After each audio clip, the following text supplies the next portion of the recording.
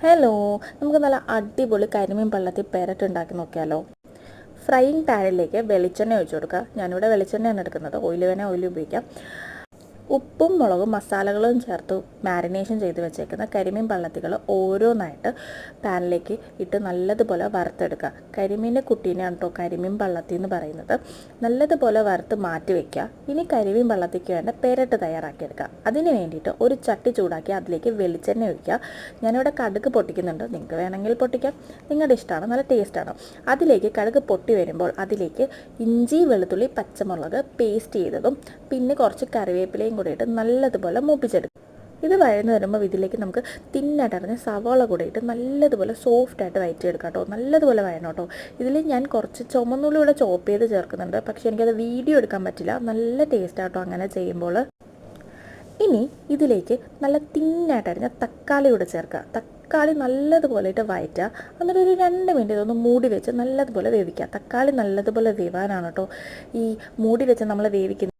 കണ്ടില്ലേ? അപ്പോൾ നല്ലതുപോലെ അടച്ച് വെച്ച് വേവിക്കുക. ഇനി ഇതിലേക്ക് കുറച്ച് കുടംപുളി ഇട്ട് കൊടുക്കുക. ഞങ്ങളുടെ വീട്ടിൽ ഉണക്കിയെടുത്ത കുടംപുളി ആയതുകൊണ്ടാണ് കേട്ടോ ഞാൻ കുറച്ച് കൂടുതലിട്ടത്, നല്ല പുളി വരാൻ വേണ്ടിയിട്ട്. ആ പുളിയാണ് ഇതിൻ്റെ ടേസ്റ്റ്. ഇനി ഇതിലേക്ക് ഞാൻ 2 സ്പൂൺ മുളക് പൊടി ചേർക്കുന്നുണ്ട്. ഞാനിവിടെ കശ്മീരി മുളക് പൊടിയാട്ടോ ഉപയോഗിക്കുന്നത്. പിന്നെ ആവശ്യത്തിന് മഞ്ഞൾപ്പൊടി ചേർക്കുന്നുണ്ട്. ഇത് ഇത്തിരി കൂടുതലാണ്, ഞാനിപ്പോൾ എടുത്ത് മാറ്റുന്നുണ്ട് മഞ്ഞൾപ്പൊടി. പിന്നെ ആവശ്യത്തിന് മല്ലിപ്പൊടി ചേർക്കുക. പിന്നെ ഞാൻ ചേർക്കുന്നത് ഗരം മസാലയാണ്. നിങ്ങൾക്ക് വേണമെങ്കിൽ നിങ്ങൾക്ക് കുരുമുളക് ചേർക്കാം, ഞാനിപ്പോൾ ചേർക്കുന്നില്ല. പിന്നെ പാകത്തിന് ഉപ്പ്, ഇതും കൂടെ ചേർത്ത് നല്ലതുപോലെ വഴറ്റിയെടുക്കുക. ഈ പച്ചമണം മാറി പച്ചവെള്ളം മാറി കഴിയുമ്പോൾ ഇതിലേക്ക് തേങ്ങാപ്പാൽ ഒഴിച്ചു കൊടുക്കുക. ഈ തേങ്ങാപ്പാൽ ഒഴിച്ച് നല്ലതുപോലെ മിക്സ് ചെയ്ത് ഇളക്കി ഇത് വറ്റിച്ചെടുക്കുക. ഈ തേങ്ങാപ്പാൽ ഈ ഗ്രേവിയിലേക്ക് എത്തുന്ന രീതിയിൽ നല്ലതുപോലെ വറ്റിച്ചെടുക്കുക. അത് ഇതുപോലെ വറ്റിച്ചെടുക്കുക. ഇനി നല്ലതുപോലെ വറ്റി വരുമ്പം ഇതിലേക്ക് നമുക്ക് ഓരോ കരിമീൻ പള്ളത്തികളും ഇട്ട് കൊടുക്കാം.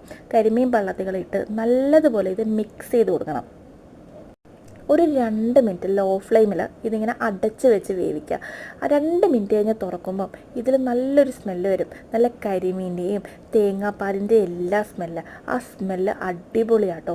കുറച്ച് ചോറെടുക്കുക, കുറച്ച് മത്തിക്കറി ഒഴിക്കുക, കുറച്ച് മോരുകറി ഒഴിക്കുക, കുറച്ച് മത്തി പൊരിച്ചതും വെച്ചിട്ട് ഈ കരിമീൻ പള്ളത്തി പെരട്ടുമായിട്ടൊന്ന് കഴിച്ച് നോക്കണം.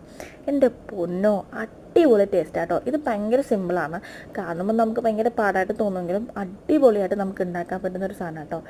നല്ലപോലെ ടേസ്റ്റിയാണ്. എനിക്ക് പറയാൻ പറ്റില്ല, ഇപ്പോഴും നാലിൽ നല്ല വെള്ളം വരുന്നുണ്ട്.